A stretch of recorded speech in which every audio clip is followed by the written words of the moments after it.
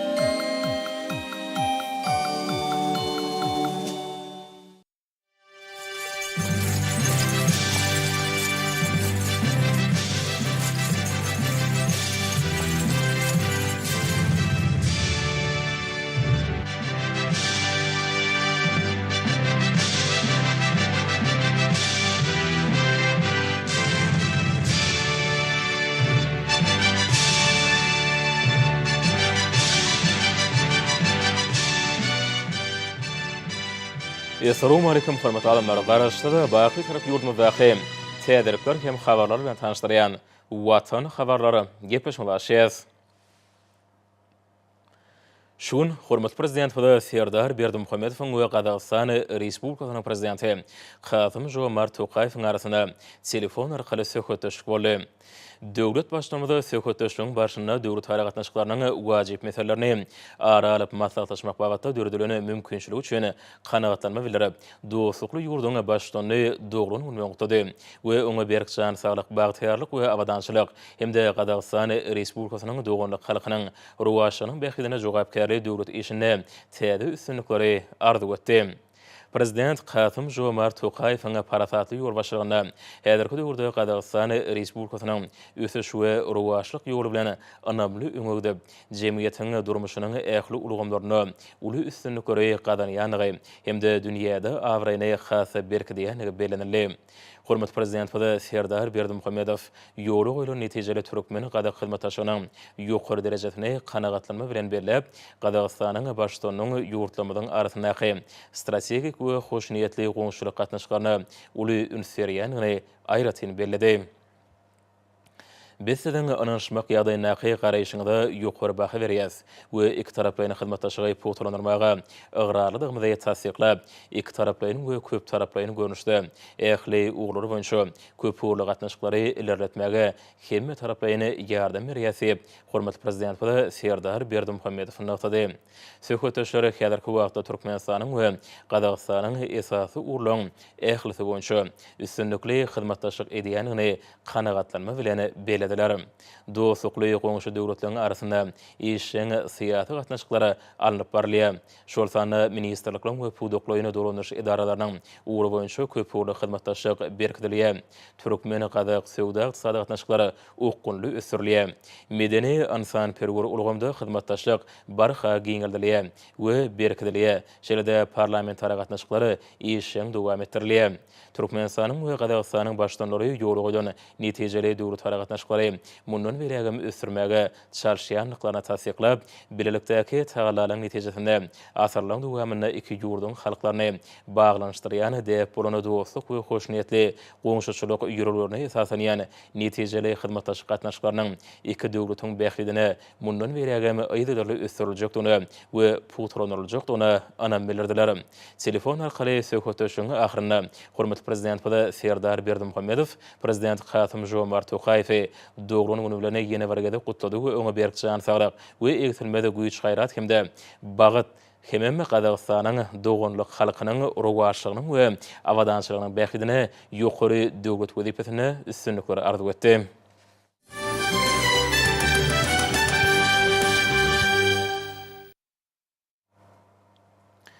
Şun hormatly prezident Serdar Berdimuhammedow Russiýa Federasiýasynyň Возрождение tassamy guruşy kampaniýalary toplarynyň ýol başçysy Igor Bukatany kabul etdi. Ýeşewir wagt tap kabul edenligi hemde hyzmatdaşyň geljegini ara alyp maslahatlaşmagy mümkinçilik döredileni üçin hoşarlyk bildirip, hormatly prezidentimizi Türkmenistan konstitusiýasynyň we döwlet baýdanyň güni bilen mehirli gutlady we tutuş türkmen halkyna iň gowy arzuwlaryny beýan etdi. Şunda Rusiýanyň Возрождение taslama gurulşyk kampaniýalary toparynyň Türkmenistan bilen ýola goýulan netijeli işgur gatnaşyklary pugturandyrmaga hemde ýurdumyzda amala aşyrýan giňerimli düzümleýin taslamalary durmuşa geçirmäge gatnaşmaga gyzyklanma bildirýänligi tasdiklandy. Hormat prezidentime gutluglar we hoşniýetli sözler üçin minnetdarlyk bildirip, Türkmenistanyň daşa ýurtly hyzmatdaşlary bilen netijeli gatnaşyklar üçin hemişe açykdygyny aýdyp, dürli ulgamlarda ýürütülýän Возрождение taslama gurulşyk kampaniýalary topary bilen hyzmatdaşygyň uly tejribesini kanagatlanma bilen bellädi. Soňky ýyllarda Büyük Köpügürlük Holding ýurdumyzda gurulan ýol ulak düzüminiň iri deskalarynyň bir näçesiniň potroçsy boldy. Häzir Возрождение taslama gurulşyk kampaniýalary topary Aşgabatyň günorta böleginde Sil suwuny sowuji deskalar toplamynyň gurulşynyň taslamasyny amala aşyrýar. İşe bir möhüm injener texnik deskadaky işleriň barşy barada hasabat berip, holdingiň şertnamalaryny borçnamalaryny ýerine ýetirmäge ýören jogapkärli çemilişýänini bellädi. Duşuň barşynda iki taraplaryň hyzmatdaşygyň wajyp ugurlary boýunça pikir alşyldy. Hyzmatdaşyk giňeltmek üçin äger türlü mümkinçilikler Türkmenistanyň amala aşyrýan düýpli özgertmeler strategiýasy bilen şertlendirilenler. Şunun bilen baglanykda Türkmen bazaryna döredilen amatly maýy goýum ýagdaýynyň ýurdumyzyň daşa ýurtly işgurlar toparlar üçin öýüne çekijiligini ýoklandyrmaga ýardam edýänligi bellenildi. Hormat prezidentimiz Türkmenistanyň innowasion ösüş ýoluna düşmek bilen milli ykdysadyň ähli pugdoklaryna, ýöňde barjy sany tehnologiýalary we ilmi tehnik ösüşiň gazananlaryny işiň gornaşdyrmaga, ordaş düzümleri düýpli döwre wagtlaşdyrmaga aýratyn ähmiýet berýänini bellädi. Bu wagtda Russiýanyň öňden näre hyzmatdaşyk gatnaşyklary ýola goýulan ýetadi kampaniýalarynyň iň gowy tejribelerini netijeli ulanmak üçin ähli mümkinçilikler bar. Duşuň ahyryna işgur döwlet başlanmada netijeli we işiň tehwetdeşi üçin tüýsürekden hoşallyk bildirip, Возрождение taslama gurulşyk kampaniýalary toparynyň şertnamalaryny borçnamalaryny ýerine getirmäge ýören jogapkärli çemilişekdigini ýene däwirgedek inanyrdy. Duşukdan soň işgur habarçamada şeýle gurun berdi. Во-первых, я хочу поздравить. İlki bilen hormatly prezidenti we tutuş türkmen halkyny Türkmenistanyň konstitusiýasynyň we döwlet baýdanyň güni bilen gutlamak isleýän. Bugün maňa hormatly prezident bilen duşmak wagty meýser etdi. Duşuň barşynda Aşgabat şäheriniň günorta böleginde Sil suwuny sowuji deskalar toplamyna alınıp barýan işler barada hasabat berdim. Şeýlegem beýleki deskalar boýunça geljeki işleriň käbir meselelerini ara alyp maslahatlaşdyk. Hormatly prezident şol deskalary ileri tutulýan deskalaryň hataryny görkezdi. Biz kampaniýamyzyň işi baradaky meseleler babatyna hem pikir açdyk. Şeýlegem tehwetdeşiň barşynda hormatly prezidenti Sil suwlarynyň gorýan deskalaryň gurulşygyna häzirki wagtda ulanýan täze tehnologiýalar barada hem hasabat berdim. Men Türkmenistanyň hormatly prezidentine biziň işimizde uly gollap berýänligi üçin hoşallyk bildirýän. Sag bolun. Şeýle-de ýurdumyzyň Daşary işler ministrligine Türkmenistanyň ministrler kabinetiniň başlygynyň ornatary, Daşary işler ministri Meredowyň Sankt-Peterburg şäheriniň daşary gatnaşyklar boýunça komitetiniň başlygy Grigoriowyň başdanlygyndaky Russiýa Federasiýasynyň wekiliýeti bilen duşugy geçirildi. Duşugy şeýle-de Возрождение taslama guruluş kampaniýalary toparynyň ýolbaşçysy Bukata we Russiýa Federasiýasynyň Türkmenistanyň adatdan daşary we dowluk tiýarly elçisi Bulakyn gatnaşdylar. Indi bolsa hormatly prezident bilen garaşsyz hemişelik beýtarap Türkmenistanyň halkyny iýeren gutlaw bilen tanşydys. Mehriban halkym edýdi watandaşlar.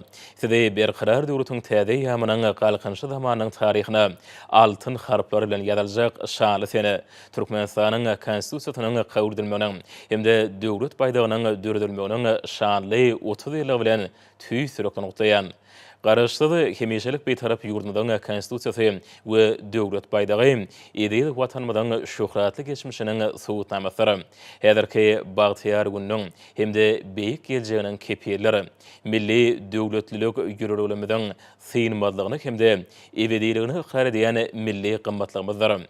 Şoňa görä müdümi mukaddesliklerimiz bolan garaşsyzlygymyzyň hemde beýtaraplamyzyň döwlet baýdagymyzyň we esasy kanunumyzyň hormatyna gurulan ajaýyp binalary, dörejilik hujuny, zähmet joşgyny berende götürýän bu mukaddesliklerimiz münasibetli giýiňden we dawraly belden geçirilýän milli bayramlarymyz beýik watan söýjürimiz bilen berik baglydyr. Öýdükderli ösüşleň giýiňerimli özgertmeleň ýoly bilen bedew watly öňe barýan ýurdumyzyň paýtagty, dünýäniň ilm we bilim, dörejilik, medeniýet, saglyk, ykdysadyýet, tehnologiýa we wagtda nusgulyk merkezleriniň birini uğurlayan Aşgabat şäherine Merkezi Aziya döwletleriniň we Russiýa Federatsiýasynyň parlamentary forumunun hemde denanlarynyň dialogunyň ýokary derejede geçirilmegi Türkmenistanyň konstitusiýasynyň we döwlet paýdagynyň gününiň ähmiýetini has şöhratlandyrmak bilen beýik maksatlamyň töweregine mäkem jewetleşen Mehriban halkymyzy täze zähmet hemde dörejilik üstünliklerini ruhlandyrýar. Agdybirligimizi hasam putulanyrýan milli döwletlik ýürüglerimizi ruwaşlanyrýan berqarar döwletiň täze ýamynyň galkynçy zamanynyň taryhyna şöhratly sahypalar hökmünde ýazylýar. Ediz halkym mundan 30 ýyl ozaly milli we umumy adamzat gymmatlyklarynyň esaslaryny düzýän ýürügler, demokratik taglimatlar, halkara hukugynyň kadalary bütewleşdirilen konstitusiýamyzyň kabul edilmegi, baky jewetligimizi agdybirligiň belent maksatlaryna, parahatçylyk söýjüligi we dostluga ygradygymyzy alamatlandyrýan haly göýleri, zeytun barlajyklary, 5 ýyldyr ýarma şekillendirilen döwlet paýdagymyzyň döredilmegi bilen demokratik hukuk we dünýäwi döwletimiziň binýadyny putulandyrmakda aýgytly ädimler ädirli. Adamy jemgyýetimiziň we döwletimiziň iň ýokary gymmatlygy diýip ikrar edýän konstitusiýamyzyň binýatlyk ýürüglerini uralyp, belente parlayan ýaşyl tuğumyzyň haýysyna edizi watanymyzy dünýäniň gülle ösýän kuwwatly döwletleriniň hataryny goşmak ugrunda ägirt uly işleri amal aşyrly. Mehriban halkymyzyň ýaşaýyş durmuş şertleriniň barha gowranmagyna ýardam berýän giň gerimli maksatnamalar durmuş ykdysady, jemgyýetçilik, syýasy özgörtmeler üstünlikli durmuşa geçirildi. Şu gysga taryh döwründe ýurdumyzyň konstitusiýon gurulşy kemilleşdirilip, jemgyýetimiziň we döwletimiziň hemme taraplaryň sadyşykly hemde durnukly ötüşini üpçüne diýen kanunlar kabul edildi. Döwlet, häkimiýet we durunduş edaralarynyň täze ulugymy döredildi. Üstünlikli amal aşyrylan konstitusiýon özgörtmeleri aýratynam iki palataly täze kanun çykarjy edara bolan Türkmenistanyň Milli Geňeşiniň halk maslahaty we mejlisi ösün hukuk we syýasy ulgamly döwlet hökmüni ýurdumyzyň halkara awraýany has berende oturýar.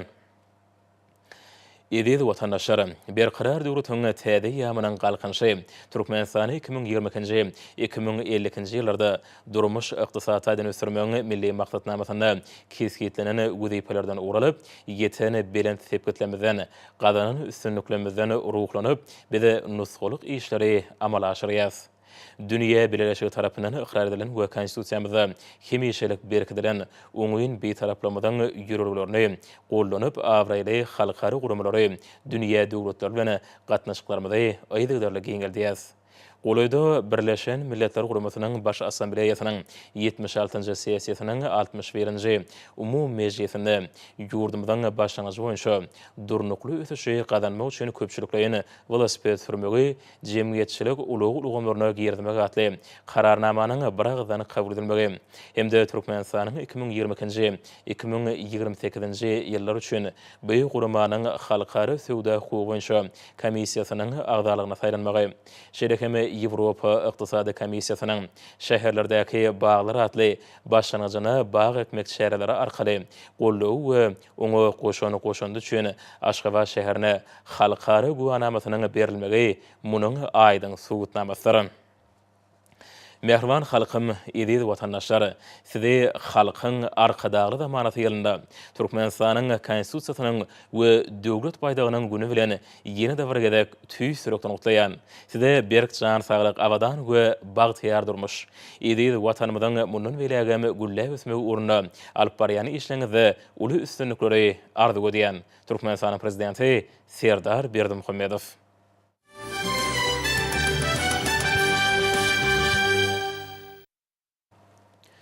Hormat prezident Serdar Berdimuhammedow Norwegiýanyň paşasy Harald V hemde ýurdun halkyna Norwegiýanyň milli bayramy konstitusiýa güni münasibeti tüý sürekden gutlawlaryny we iň gowy arzularyny iberdi. Döwlet başçylygynda şu mümkinçilikden peýdalanyp paşa Harald V tüý sürekden berk jan saglyk, dostlukly ýurdun halkyna bolsa parahatçylyk, ösüş we awadançylyk ardy etdi. Hormat Prezident Huda Serdar Berdimuhamedov Türkmenistan'ın halkının ve hükümetinin adından, şelekemi hut öz adından Malaziyanın Premier Ministri İsmail Sabri Yakuba, Malaziyanın 16-njy ýokary başlygy Al Sultan Abdullah Riayatuddin, Al Mustafa Billah Şah İbni Sultan Haji Ahmet Şah Al Mustayin Billah hemde ýurdun halkyny Türkmenistan ýene Malaziyanın arasynda diplomatik gatnaşyklaryny ýoly goýulmagynyň 30 ýyly münasibeti tüý sürekden gutlaularyny we gowy arzuwlaryny iberdi.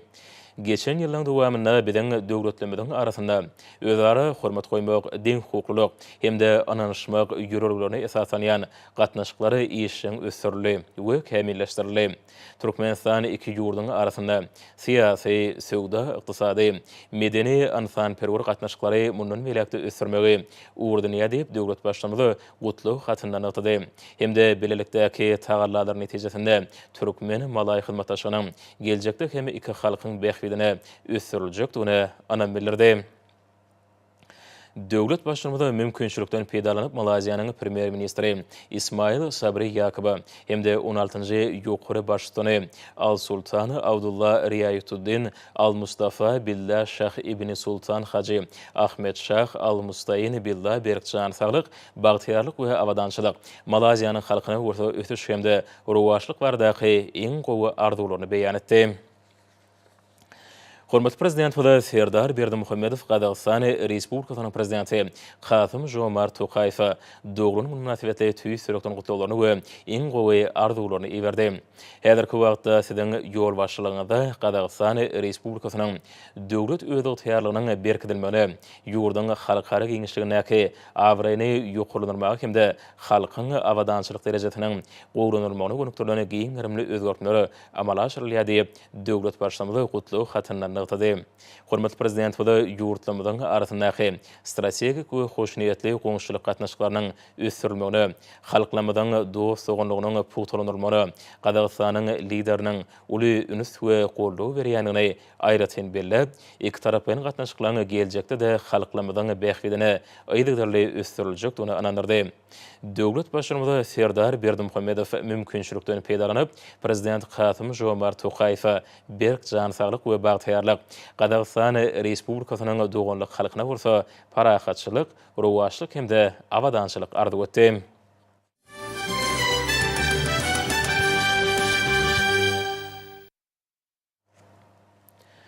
Hormat Prezident Huda Serdar Berdimuhamedowyň adyna ýurdumyzyň konstitusiýasynyň hemde döwlet baýdagynyň güni münasibetli köp sanly gutluk hatlar gelip bolşy.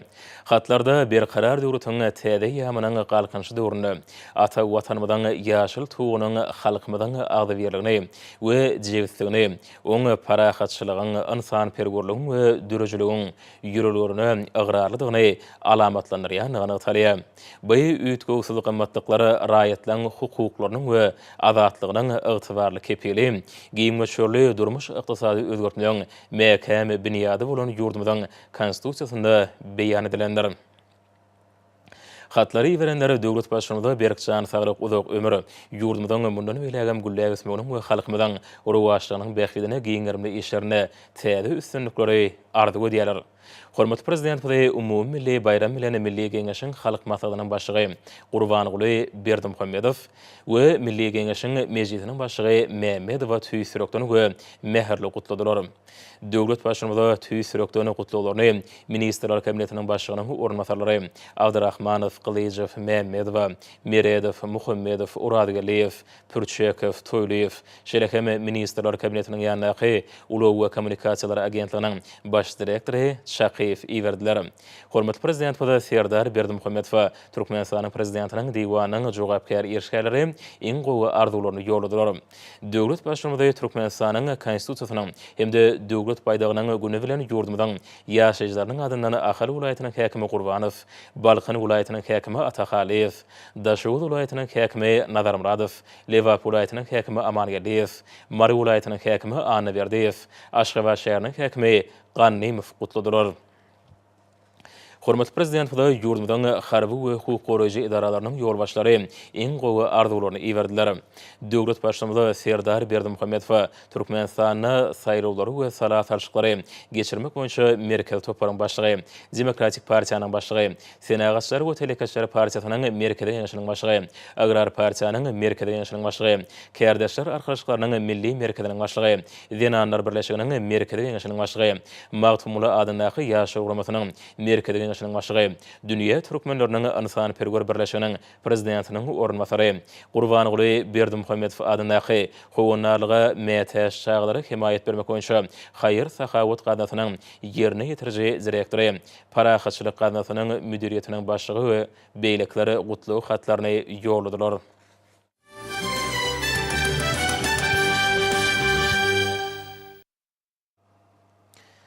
Yurdumyzyň ykdysadysyny diversifikasiýa ýol bilen ösürmek, importa çalışýan haritler we önümleri özümizde öndürmek, eksporda iwerleýän önümleriň möçürlerini artyrmak, häzirki döwlet siýasatynyň ileri tuturýan uglarynyň biridir.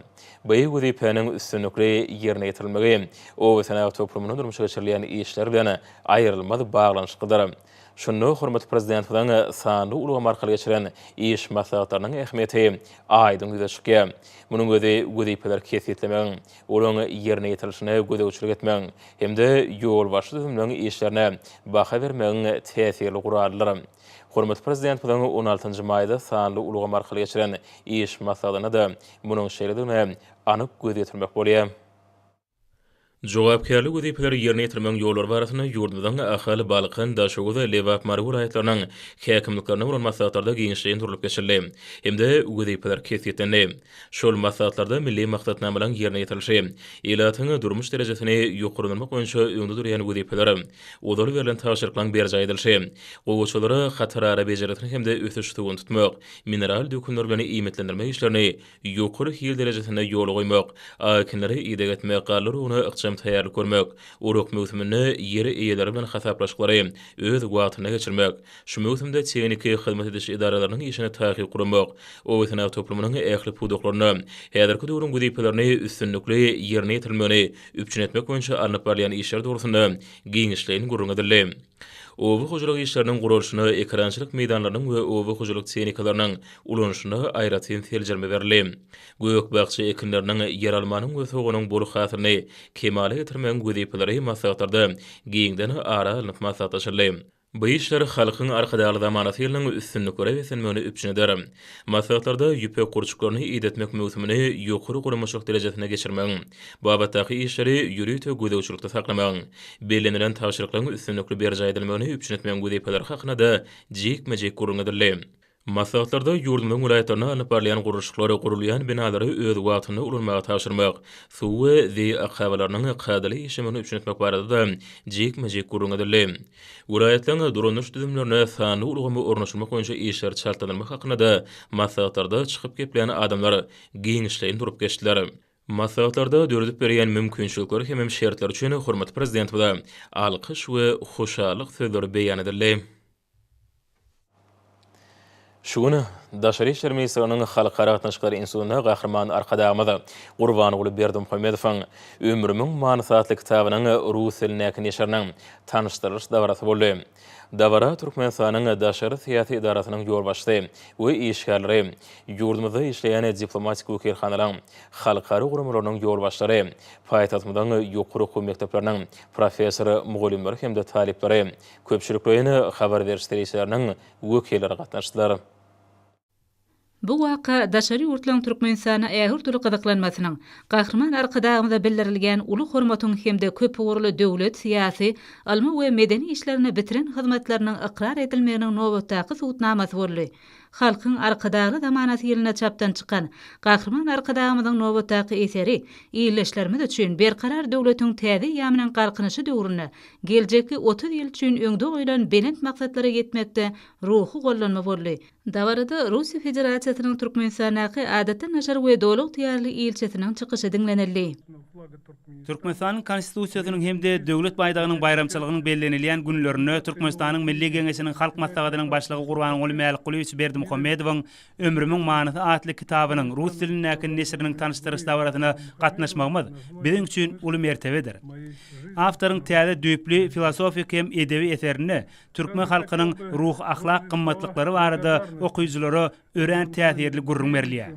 Nравственных ценностях туркменского народа. Kitapda müň ýyllıklardan göz başalýan, nesilden nesile geçip gelýän milli gymmatlyklar, türkmen döwletiniň şöhratly taryhynyň möhüm wakalary hemde insan ömrüniň manysyna bagşlanan filosofik pikirler ünsüň özüne çekýär.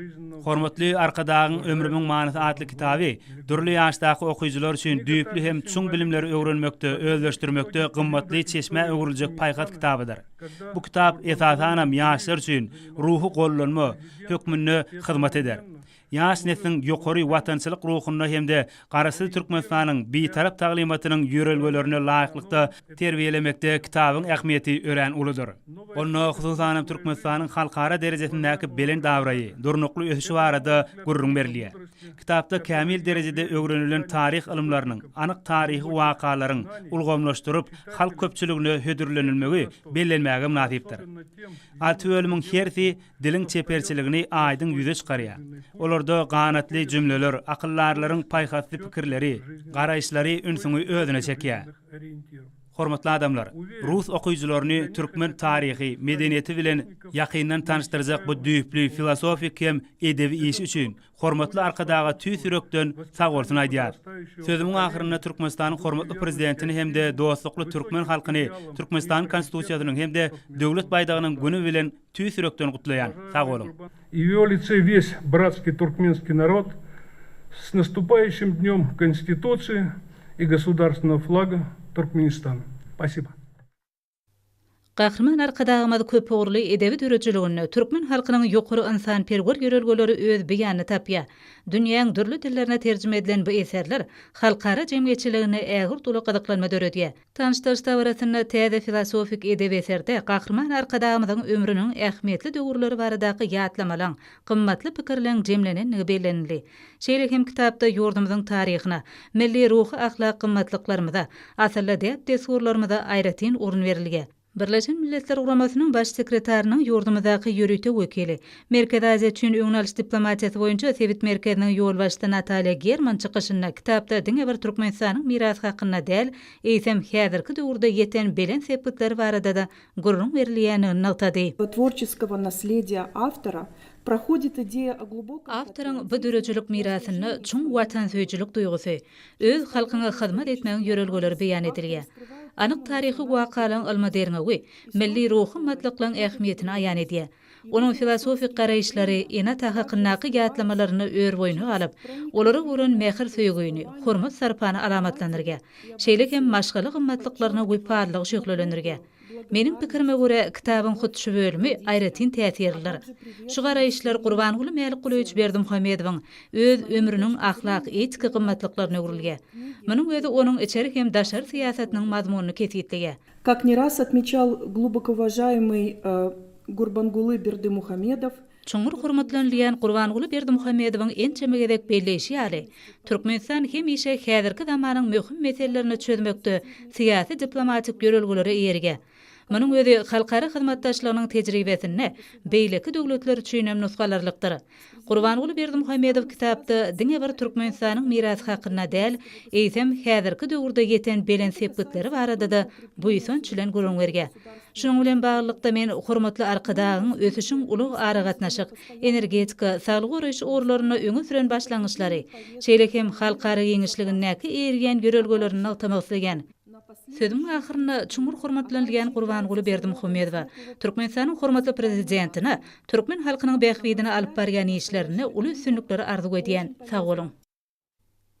Tanışdyryş dawratyna çykyş edilen beýleşleri ýaly täze neşiriň çapdan çykmagy, ýyl-ýyllan fotolanyrylýan türkmen-rus hoşniýetli goňşuçylyk gatnaşyklarynyň taryhyna ähmiýetli waka bolup, gahrman arkadagymyzyň täze taryhy ýa-da döwletary hyzmatdaşlygynyň ösdürilmegine goşýan sallamly goşandynyň iqrarnamasyny öwrildi.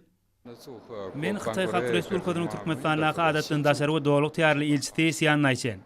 Türkmenistan'ın Gahrman Arka Dağı'nın ömrümün manisi adlı bu täze eseri, garaşsyz bir tarap Türkmenistan'ın yeten belen sepkitleri, Türkmenistan'ın tarihindäki ähmiýetli wakalar hemde ömrüni Türkmenistan'ın mehriban halkyna gulluk etmäge bagyş eden Gurbanguly Berdimuhammedowyň durmuş ýolunyň esasy tapgyrlary baradaky maglumatlary özünde jemleýär.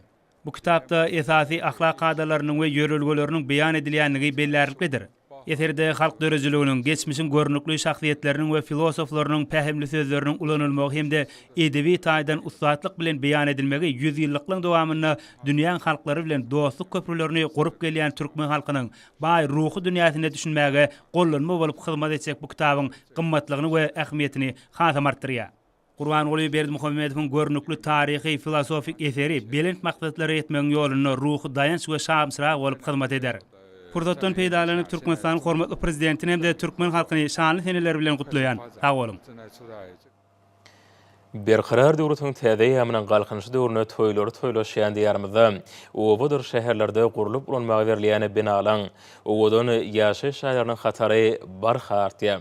Anha şu nörüm diýarmyzda goşa toy, Türkmenistanyň konstitusiýasynyň we Türkmenistanyň döwlet baýdagynyň bu münasibetli germe ullun tutulan bayramçylyk davralary gurulyp ulanmagy berilýän täze desgalaň açylyş davralary bilen utgaşyp bayramçylyk joşgyny hasam berende oturýar. Ahal vilayetinde Göktepe Trap häkimlikleriniň guramaklygyny vilayetin Göktepe Trabynyň ýangyla geňeşliginiň çägine täze döwrüp täze tawa hojak jemgyýetiniň diş uji teristlerini öňürýän diýetgatynyň açylyş dabraty boldy. Ahal vilayetiniň Göktepe Trabynyň ýangyla geňeşliginiň çägine bina edilen diş uji teristlerini öňürýän hojak jemgyýetiniň diýetgatynyň açylyş dabratyny Ahal vilayet häkimliginiň şeýlede Türkmenistanyň Tenagatçylar we Telekeççiler partiýasynyň merkezi geňeşliginiň ýolbaşçylary, il teýlagly ýaşular, kümüş taşly eneler şeýle hem yerli ýaşaýjylar gatnaşdylar. Açylyş davrada çykyş edenler soňky ýyllarda ýurdumyda telekeçiliň tagallasy bilen döwrüp diýetgalyň barha köp gurulýanlygyny gowunç bilen aýtdylar. Göktepe Trabyny şuun kunna ulanmagy berilen diş uji teristlerini öňürýän bu diýetganyň güneşli diýarymyzy Tenagat taýdan üstürmäge, ilatymyzy ýokary hili diş uji teristler bilen bolelin üpçün etmäge uly ýardam etjekdigini aýtdylar. Soňra mehmanlar täze sabah hojak jemgyýetiniň diýetgatynyň içine girdiler. Dawran geçen ýerine mehmanlary bu diýetgada öňürýän diş uji teristleriniň aýratynlyklary barada gurrun berýän video şekilleri görkezildi. Bu hojak jemgyýetini öňürmek üçin peýdalanýan esasy çygmalar öz ýurdumynyň günmatar tewtinde yerleşen gıyanlıdaky nefti gaýtadan işleyen zawodlar toplamynyň önümi bolan palperplenler.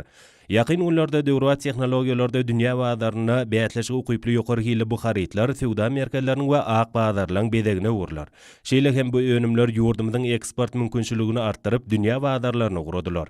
Bu ýerde sanly ulgam arkaly Russiýa Federasiýasy bilen hojak jemgyýetini öňürýän teristleri eksport etmek üçin ýüreti şertnama baglaşyldy. Bu ýerde öňürýän önümler Birleşen Arap Emirliklerine, goňşy döwletleri bolan Gazagystana, Özbegistana hemde ýurdumynyň ähli vilayetlerine, şoň ýaly paýtagtymy Daşgabaş şäherine uradyljakdyk barada gurrunlar edildi. Bu täze döwrüp hojak jemgyýetiniň diýetgatynyň tutýan meýdany ýarym hektara barabar bolup, oň önümçilik kuwaty ýylda 5 million sany diş uji teristlerini öňürmäge niýetlenenler.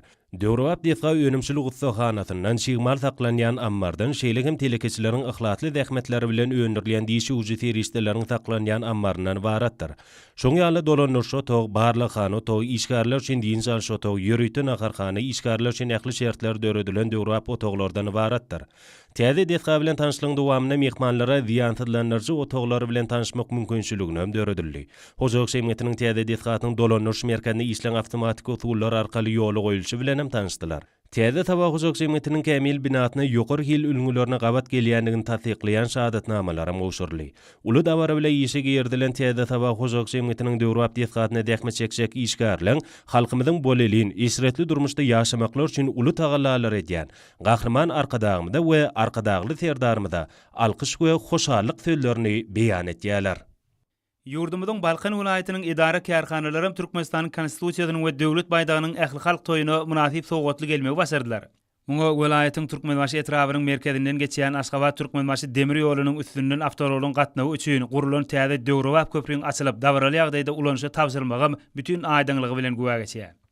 Döwrüp köprüň açylyş dawratyna Balkan vilayat Türkmenbaşy etrap we şäher häkimlikleriniň idara kärhanalaryň ýolbaşçylary, ýaşul nesil wekilleri gatnaşdylar. Aşgabat Türkmenbaşy demir ýolunyň üstünden gurulan bu täze köprüň açylyş dawratynyň şatlyk şowhuny bu günjoň ajaýyp kesini hasam nurana görünüşe getirdi. Balkan vilayet avtomobil ýolları ulanış müdürlüğiniň avtomobil ýolları gurmak we ulanmak boýunça gödөгçülük idarasynyň buýrmasy esasynda avtomobil ýollarynyň gurulşygyny dolandyrmak baradaky döwlet agentliginiň köprü gurulşyk müdürligi tarapyndan gurulşygy amala aşyrylan bu täze köprü ähli wagtda dünýä hil ülümlerine dolu gawat gelýänligi bilen tapawutlanýar. Köprä asfalt dörtüklerini düşemek işlerini Balkan ýol gurulşyk müdürliginiň gurulşykçylary defany üstüne oturdulan ışıklandyrış tütünlerini bolsa Balkan Energia Gurulşyk Dolandyrış idarasynyň hünärmenleri amala aşyrdylar. Uzunluğu 60 metre, eni 32,5 metre, beýikligi bolsa 11 metre deň bolan köprü geljekde demir ýol we awtoulaglarynyň bir-birine päsgelçilik döretmezden bökdünsiz gatnawlaryny üpçün etmekde aýratyn uly ähmiýeti eýdigi bilen tapawutlanýar. İki taraplaryň gatnawlary üpçün etmäge mümkinçiligi bolan täze köprüň her tarapynyň eni 13 metre, 25 santimetre deň bolup, ol ýollarda awtoulaglaryň bir wagtda altynyň hereket etmegine mümkinçilik bar. Täze köprü Türkmenbaşy halkara deňiz portuna gelýän ýük awtolaglarynyň we Kenariyaka şäherine gelip gidýän ähli ulag teristleriniň hereketleriniň bökdünsiz amala aşyrylmagyna aýratyn ähmiýete eýedir. Halkara ünlülerini doğru laýyk gelýän şeýle mühim ýol detgatynyň açylyş dawratyna çykyş edinler. Ata-babalarymyzdan bire miras galan ýol çekmek, köprü gurmak ýaly asylly ýörelgeleri münasip dowam etdirýän arkadagly serdarymyza özleriniň suňur hoşallyklaryny beýan etdiler. Köprüň gurulşygyny zähmet çeken gurulşykçylary hormatly prezidentimiziň adyndan gymmat bahaly sowgatlar gowşurly. Soňra Belentden ýanglanan aýdym saalaryň aslynda ýylsyna fiýle sarpan eýet bolan ýaşylaryň akpatasy bilen täze köprü işe girdildi. Täze gurulan köprüň üstünden ilkinji bolup nikah toýuny tutýan ýaşlaryň gelnazy kerweniň bäbihanadan täze dünýä inen çağana alyp gelýän awtolaglaryň geçmegim çuňur many madmuny eýe boldy. Yurdumuzda amala aşyrylýan insanperwer özgörtmeleri buýsanýan Balkan vilayatynyň ýaşaýjylarynyň sanly günü arkadagly serdarymyza hoşallyklarynyň çägi ýok. Olar öz ýürek buýsançlaryny gadallaň üstü bilen beýan etdiler. Liverpool aýtynyň Kerke trawyna Kerke trap gazetiniň täze idara binasy dawraly ýagdaýda açylyp ulanmaga berildi.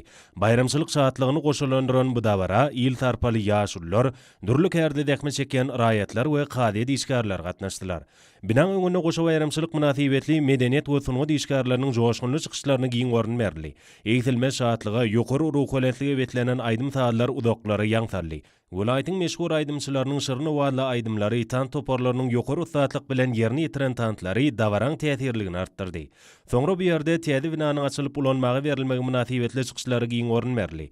Dawrada söz edilenler döwlet demokratiýatynyň we kanunçylyk binýadynyň berkemegine münasip iş alyp barýan gadet işgärlerini bu täze bina bilen gutlap, olary üstünlükleri arzu etdiler. Şeýle hem dawraly pursatlarda täze binanyň gurulşygyna tapawutlanyp zähmet çeken gurulşykçylary hormatly prezidentimiziň adyndan gymmat bahaly sowgatlar gowşurly. Soňra dawra gatnaşçylar Kerke trap gazetiniň idara binasyny gadet işgärleriniň zähmet çekmek üçin döredilen şertler bilen ýakyndan tanışmak giň mümkinçiligi aldylar.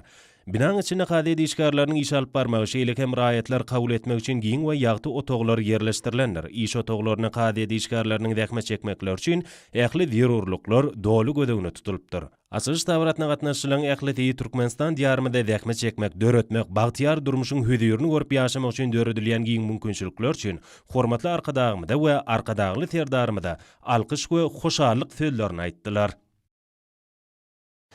Şugun yurdumdan iň täze taryhynda şanly seneleň öňýanyna paýtatymyzda Türkmenistanyň konstitusiýasyna 30 ýyl täze taryhy eýýäm we kanun çykarjylyk işiniň häzirki zaman tejribesi atly alma amala maslahat geçirildi.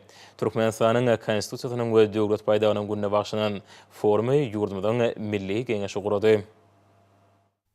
Masadyň umumy mejlisinde milli buýsanjymyda milli döwletligi eýulmagyň nişanlary Türkmenistanyň watançylyk duýgularyny, dürüjlik ruhyny zähmet çoşgunda artdyrýan mukaddesliklere Türkmenistanyň konstitusiýasyna hemde döwlet paýdana başlanan çykyşlardyň gene 30 ýyly mundan uzaly kabul edilen Türkmenistanyň konstitusiýasy garaşçylyk döwrümiň esasy gadananlaryny kanunçylyk taýdan berkidip, durmuş we adam gatnaşyklarynyň insanperwerlik kadrlaryny özünde jemledi. Hut konstitusiýa putu binýat bolup şoň esasyna yurdumyzda döwletiň we jemgyýetiň iň ýokary gymmatly hukmyny adam maradaky alada uly ünserli. Şu insanperwer ýörelgeler raýatyň hukuklary we azatlykları babatda halkara hukugynyň kadrlaryny hemde dünýä ösüşiniň gadananlaryny ıgrarlyk, garaşsyz beýtarap Türkmenistanyň alyp barýan siýasatynyň esasy ýörelgesidir. Konstitusiýanyň azat, asuda, parahat, bagtyar durmuşmyň kanuny kepil bolup durýanyny taly. Oň binýadyna türkmen jemgyýetiniň hemde demokratik hukuk dünýäge döwletiň hukuk esaslary goýuldy. Maslahatda oňa gatnaşyjylar halkara hemde parlamentara hyzmatdaşyna başlanan habarlarym dinlediler. Şununla baglanykda Milli Geňeşiň halk maslahatynyň başlygy Gahrman Arkadamy Gurbangul Berdimuhammedowyň üstünlikli durmuşa geçirýän işler bellendi. 10-nji 13-nji maýda Aşgabatda geçirilen Amerikada Aziýa döwletleriniň we Russiýa Federasiýasynyň ilkinji parlamentara forumunyň hemde Wienaň dialogunyň anyk netijelerini aýratyn ünserli. Ählimun paragatçylygy we durnukly üstü saklama günükleriniň şunuň ýaly ýygydarly özara gatnaşyklanan parlamentara hyzmatdaşynyň möhümdigi bardyny aýtdy. Şeýle çykyş edenler berkarar döwletiň täze ýamynyň galkynşy Türkmenistany 2020-2050-nji ýyllarda durmuş ykdysaty dönüşdirmeň milli maksatnamasynyň ähmiýetini belirdiler. Çykyş edenlere baý taryh tejribe hemde milli deýeplere daýanyp ýurdumyzyň hormatly prezidentiň ýol başlygyny garaşdyryp putrandyrmagy, durmuş ykdysatyny durnukly ösüşi, halkymyzyň awadançylygyny ýokurlandyrmagy, oňyň halkara gatnaşyklary giňeltmäge gönükdirlen syýasaty üstünlikli durmuşa geçirýändigini belirdiler. Günüň ikinji ýarmynda maslahat bölümçilerdäki mejlisler arkaly öz işini dowam etdi. Şurada hormatly prezident tarapyndan başlygynyň durmuş ykdysady özgertmeleň iş ýüzünde amala aşyryşy bardaky meselelere başlanan bir näçe çykyşlar dinlendi. Alma amal maslahat gatnaşyjylary hormatly prezidentde ýüzlenme kabul edip halkyň ýaşaýyş durmuş derejesini ýokurlandyrmak baradaky hemişelik aladaty ýurdumyzy ösüşiň täze derejesine çykaran üçin döwlet başlygynda tüý sürekdeni hoşallyk bildirmek bilen mundan beýlegem ahlasy zähmet çekip durnukly ösüş maksatlary babatda öňde bolan wezipelere ýerine ýetirmekde munasip goşunturny goşukdyklaryny anandyrdylar. Davara münasibeti merkeziň eýwanyny gurulan seride amala haşam we häzir kadaman sunuwat eserleri, muzey gymmatlyklary, neşri önümleri görkezildi. Sunuwat saatlarynyň uly joşgy bilen ýerine ýetiren aýdym saat çykyşy forma bayramçylyk öwüşüni çaýdy. Konsert maksatnamasynda meşhur halk we estrada aýdymçylarynyň çeper höwçüňür toparlarynyň ýerine ýetirmeklerine Mehriban watanymyza, oň zähmet söýür hemde zekiyinde halkyna başlanan aýdym saatlary has belentden ýanlandy. Türkmenistanyň Içeri işler ministriniň Meliquly Berdimuhammedowyň 10-nji harby bölüminde parlaya ýaşyl tugum kemil milli hukumatly şygar bilen aýdym sady dawraly maslahat geçirilip, oňa ýokary ruhlanetlik mahsus boldy. Şanly senere münasibetli durly uğruran niýetlenen şäherlen geçirilmegi ýokary ruhlanetlik esenýär. Olaň her biri ýurdumyzyň ösüşleriniň öz boşly sowutnamasyna öwrülýär. Döwlet Mehmet Awadadyň Türkmen milli dünýä dillerini suwudynyň guramagyna Türkmenistanyň we daşary ýurtlaryň dil we beýleki ogurly ýokary okuw mekdepleriniň talipleriniň arasynda ingliz dili boýunça 1-nji halkara internet olimpiadasynyň açylyş dabarasy boldy. Oňa daşary ýurtlaryň 40 goly ýokary okuw mekdeplerinden talipleriň, soň ýalam ýurdumyzyň ähli ýokary okuw mekdepleriniň talipleriniň 600 goly işen gatnaşdy. Olimpiada test görünüşinde bolup daşary ýurtlaryň we Türkmenistanyň ýokary okuw mekdeplerinde bir wagtda Döwlet Mehmet Awadadyň Türkmen milli dünýä dillerini suwudynyň resmi internet saýtyna birikmek arkaly geçirildi. Talipler ingliz dilini okuyşa, dinleme, gramatika degişli 10 ýumuşdan ibaret bolan testi 90 minutyň dowamyny öz başlyk ýerine ýetirmäge mümkinçilik aldylar. Daşary ýurtly hemde türkmen talipleriniň işen hemde höwçün gatnaşmagy bilen tapawutlanan ingliz dili boýunça 1-nji halkara internet olimpiadasy sany ulgamyň döwrewap mümkinçilikleri arkaly dilleri öwretmegi kämilleşdirmekde hem uly badalgy boldy. Hormatly prezidentimize ýurdumyzda dil öwrenmeklige berýän ünsü üçin hoşallyk bildirildi. Magtumladyň Türkmen Döwlet Uniwersitetinde bilim ministrliginiň guramagyna Türkmenistana tebigy we takyk ilmi ugrulary degişli dersleri okutmagy kämilleşdirmegiň konsepsiýasyny, Türkmenistanyň sanly bilim ulgamyny ösdürmegiň konsepsiýasyny, Türkmenistanyň 2019-2025-nji ýyllarda sanly ykdysadyýety ösdürmegiň konsepsiýasyny durmuşa ornaşdyrmagyň şäherlerini ýurdumyzyň ýokary okuw mekdepleriniň talip ýaşlarynyň arasynda programma üçinçiligi boýunça geçirilen bäsleşik ýokary netijelere wetlendi. Türkmen Oba Hocalyk Uniwersitetinde Beýik Britaniýanyň we Demirgazyk Irlandiýanyň Birleşen Paşalygynyň Nottingham Uniwersitetiniň arasynda geçirilen online duşugy netijelik tarapyndan häsiýetlendi. Maslahatda Türkmen Oba Hocalyk Uniwersitetinde ilmiň we tehnologiýalaryň halkara tejribesiniň häzirki zaman gazananlaryny alınıp barlayan okuw we ilmi işlerini gornaşdyrmak, Oba Hojalygynyň möhüm ugrulary boýunça bilelikde ilmi barlyk işlerini ýerine ýetirmek babatda netijeli söhbetleşik geçirildi. Ýurdumyň Telekommunikatsiýalary we Informatika Institutunda Türkmenistan Konstitusiýasynyň we döwlet paýdanyň güni münasibetli seri geçirildi. Gözden geçiriliş talipleriň gazanýan üstünliklerini öz bolşy syýasatdyr. Sergide öňde barjy işlere uly orun berildi. Institutun Ýaş Alymlar Geňeşiniň agzasy we awtomatlaşdyrma kafedrasynyň mogully Şeýir Muhammed Göpaýew häzir kuwatda Avayer arhitekturaly 8 bit mikrokontrolyor arkaly öjükli telefonyň taslamasynyň üstünde işleýär. Ölümçülüge göntürilen taslama işlerinin ýene-de biri akıllı öý ulgamynyň dolandyryş bölekleri bolup durýar. Bu enjamlaryň esasy aýratylykları olary öýe ornaşdyrmak üçin goşmaça ýa-da ýürüti enjamlaryň we esbaplaryň ulanmak zerurlaryň ýoklugydyr. Enjamlaryň özi gurulundan soň mobil programmalaryň üstülen öjükli telefonlara birikýär. Geljekde ulamlaryň sanyny köpeltmek beýleşdirýär. Olaryň arasynda suw sızma we ýangyna garşy sensor, tüsde duýjy sensor, ekranly temperaturany we çygylyk ölçeji sensor, gapynyň we aýnanyň açyklygyny ýa-da ýapyklygyny kesikleji sensorlary belläp geçmek bolar. Aragatnaşyň radio tehnologiýalary fakultetiniň 3-nji ýyl talypları dayanç ýarlak we sapargerler jef awtomatlaşdyrylan ýadyşgana taslamasynyň üstünde işleýärler. Ýadyşgana birnäçe mümkinçilikler özüne jemleýär. Olaryň arasynda howanyň temperaturasyna we çygylygyna gödäkçilik etmek we dolandyrmak, topragyň çygylygyna gödäkçilik etmek we gerek bolan wagtynda awtomatik ýagdaýda suwarmak, ýadyşganyň howasyny çarşmak ýaly amallary belläp geçmek bolar. Taslama işlerinin ýene-de biri hyýaly hakykat tehnologiýasy bilen baglanşykly. Jepbarul Suhan Guliýew we Sohrab Atanyas 3D Max programmasynyň kömegi bilen ýaş alymlar geňeşiniň tejribehanylaryny 3D ölçege geçirdiler. Maglumat ulanmaryň howply fakultetiniň 1-nji ýyl talyby Ahmet Şeýhliýew kiçi ýaşly çağlara harp öwrüdýän robot taslamasynyň üstünde işleýär. Her kuwatda robot türkmen ilipinäki harplar öwrüdýär. Geljekde talyp robota birnäçe dilleri goşmagy maksat edýär. Institutun 3-nji ýyl talyby Ýusup Akmamedow daşaralykdan telewizor dolandyrmak üçin programma 3-nji ýylyň işläp taýýarlady. Taslama işleriniň ýene-de biri velosiped üçin niýetlenen tiýlik ölçeji enjam bolup durýar. Bu taslamany institutun 1-nji ýyl talyby Mekan Seyitguliýew ýerine ýetirdi. Awtomatlaşdyrylan inkubator taslamasy institutun 3-nji ýyl talyplary dayanç ýarlak we sapargerler jef tarapyndan ýerine ýetirilen. Bu taslamanyň birnäçe nesilleri bar. Awtomatlaşdyrylan inkubator birnäçe sensorlar bilen ornaşdyrylan bolup, inkubatorun içindäki ýyllyk derejäni we çygyly awtomatlaşdyrylan ýagdaýda gerekli derejede saklap bilýär. Barmak ýyllar boýunça barlyk ulgamynyň taslama işini 1-nji ýyl talyp Şanazar Hudaýberdiýew ýerine ýetirdi. Bu taslama edara binalaryna awtomatlaşdyrylan giriş-çykyş ulgamy ýola goýmak üçin niýetlenenler. Awtomatlaşdyrylan suw gaýnaşy taslama işi 1-nji ýyl talyp Selimmurat Oralmuratov ýerine ýetirdi. Taslamanyň esasy aýratyllygy ulanjy öz smartfonunyň kömegi bilen suw gaýnadyjyny dolandyryp bilýär. Tergide dürli uğurları değişli oğullarca programma üpçünçülükleri ve birnäçe robotlar görkezildi. Bularyň ählisi ýokary okuw mekdebine değişli uğurlarda alınıp barlayan işlerin üstünlüklere beslenýändigini äşkär etdi. Okuwyň häzirki zaman şertlerine ölümçülüge niýetlenen uğurlar boýunça amala aşyrylmagy belen sepkilerin eýlenilmegine uly ýardam eder. Ýokary netijelere galanmak şanly senary münasibeti geçirilýän ýaşlarda esasy wezipelerini birini urlýar. Bu ýagdaý sport bäsleşiklarynyň gydakly bolmagyny üpçün edýär. Häzir günlerde ýurdumyň sport we ýaşlar syýasaty ministrliginiň mailnamasyna laýyklykda degişli kadrlaryň berja edilmegi bilen geçirilýän ýarşlar üstünliklere beslenýär. Aşgabat şäheriniň sport we ýaşlar syýasaty baş müdirliginiň Milli ýaýatyjylyk federasiýasynyň bilelikde guramagyna ýaýatmak boýunça geçirilen ýarş kämilleşmek babatda ähmiýetli boldy. Paýtagtymyzyň 1-nji ugrunaky ýarş gyzykly tarapdan häsiýetlendi. 16 we ondan kiçi ýaşlylaryň arasynda Aşgabat şäheriniň 1-nji ugrunaky gandybol boýunça geçirilen ýarş ýaşlaryň tejribesiniň artýanyny äşkär etdi. Türkmen Döwlet Bedenteri we Sport Institutunyň Aşgabat şäheriniň sport we ýaşlar syýasaty baş müdirliginiň bilelikde geçirilen ýarşy tälimçileriň uly gyzyklanmasyna münasip boldy. Şowlar sport bäsleşiklerine giň gerin berilmegi aýratyn ähmiýetlidir. Ol türgelere tejribe toplamaga mümkinçilik berýär.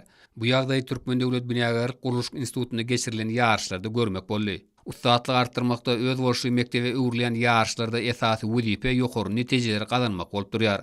Paýtagtymyzdaky ýaş olimpiýaçylar taýýarlaş mektebine geçirilen ýarşlar şaly seneleriň dawarlary bilen utgaşdy. Hormatly adamlar, Nursoy ýurdumyň raýatyna we paýtagtyň Aşgabatda 17-nji maýda saat 20-den 18-nji maýda saat 20-çe boljak howa bardy. Türkmenistanyň howa maglumaty gurulugynyň berýän habar bilen tanışyryň.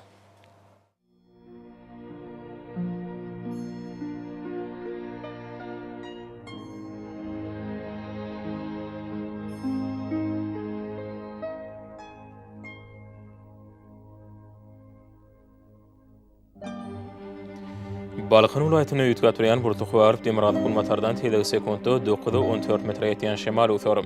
Hova ijetini 13-18 gradus günnüdüne 24-29 gradus kenariyağı etraflarına 18-23 gradus mayl bolor. Ahali ulaytını ütgaturayan burtuqu arıp demirad bulmatardan teyde sekundda 9-14 metre yetiyen şemal uthor. Hova ijetini 17-22 gradus günnüdüne 26-31 gradus mayl bolor.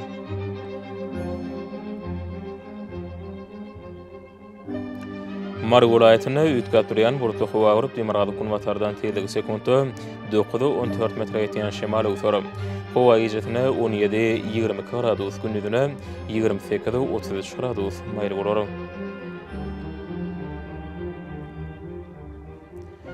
Leva vilayetine ütgaturayan burtuqu agryp demirad kunwatardan tezligi sekundda 9-14 metre yetiyen şemal uthor.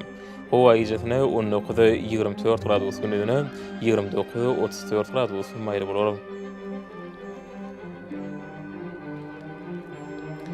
Daşuw vilayetine ütgaturayan burtuqu agryp demirad kunwatardan tezligi sekundda 8-13 metre yetiyen şemal uthor. Hova ijetine 12-17 gradus günnüdüne 24-29 gradus mayl bolor.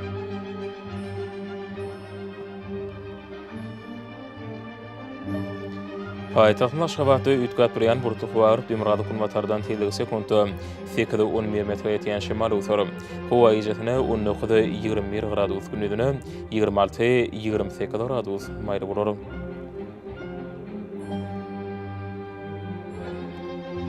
Ýurdun boýunça may aýynyň 18-ine magnit hadisasynyň gowşak täsirli bolmagy aşyly.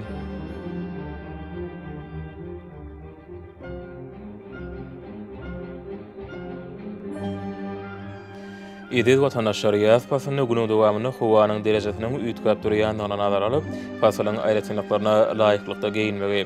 Şeýle-heme häzirki wagtda howada tozan börejikleriniň qadadan 4 göterim artmagy we howanyň akymynyň ütgemegi bilen baglanyşly. Howa şertleriniň adamyň bedenine ýetirip biläjek oňoýsuz täsirleriniň öňüne almak maksady bilen agyz burun örtügini ulanmaklagy maslahat berýär. Howpsuz bolan 2 metr araçagy berja etmek, elleri arasy saklamak zerurdur. Mehmanlar bulary berip berja etseňiz, ýylyň istenip pasyna öz saglygyňyzy gorap bilersiňiz. Mehriban adamlar şonuň bilen watan habarlary paşam jemleýäs. Bir karar döwletiň täze ýamynyň galkynşy döwrüne ata watanymyzy Türkmenistan ähli wagtlarda ösüşýär. Ähli ösüşlerini ödenine bolsa halkyň bäxidi bar. Çünki biziň ýurdumyzda döwlet adam üçindir. Hoş sag bolan, izleýärler.